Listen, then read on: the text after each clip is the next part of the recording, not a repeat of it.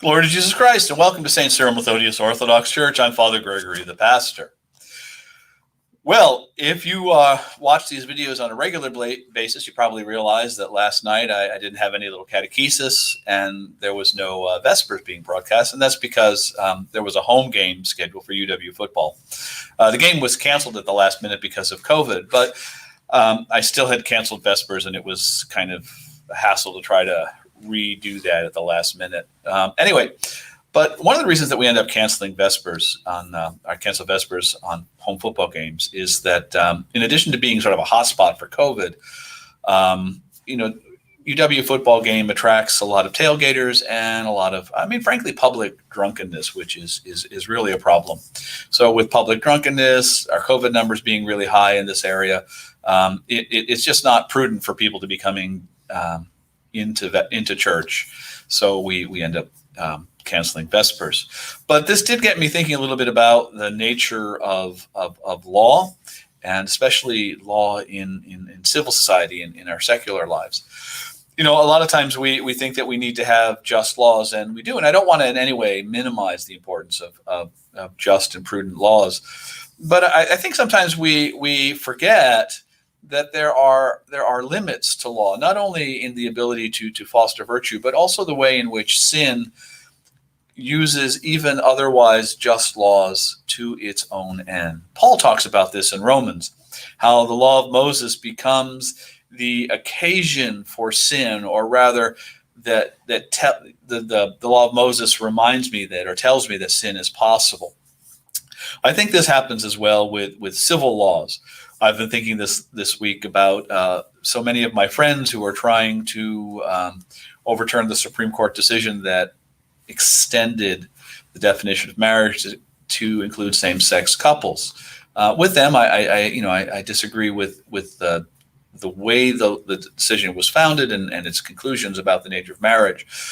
But I have been thinking a little bit about, and what's the end game? What do we imagine is going to happen if somehow we return to the status quo ante? If we sort of redefine marriage as between a man and a woman according to the natural law expectation, what do we imagine is going to happen?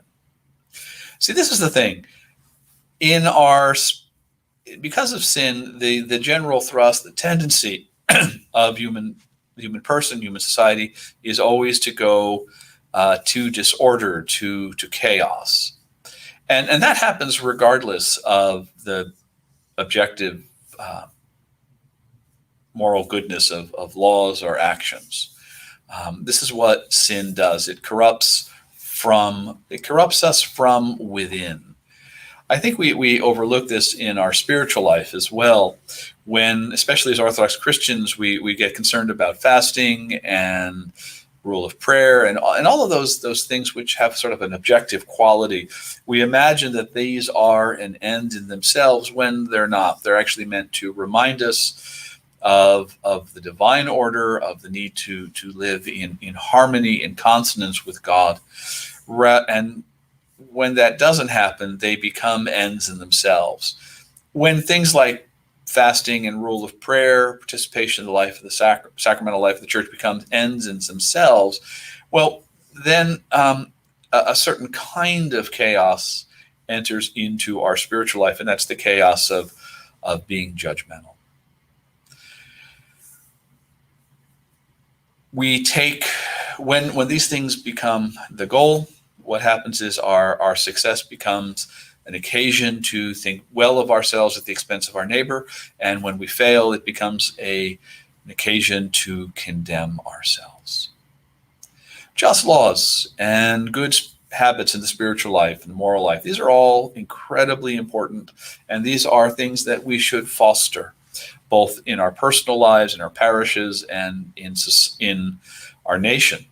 But we need always to be mindful of the limitations of these. These are not ends in themselves. These are rather means to an end, and that end is communion with Christ and in Christ with one another. So by all means, let's have just laws. Let's have good spiritual disciplines. But let's remember that these are means to an end, and that end is Christ and the life of charity.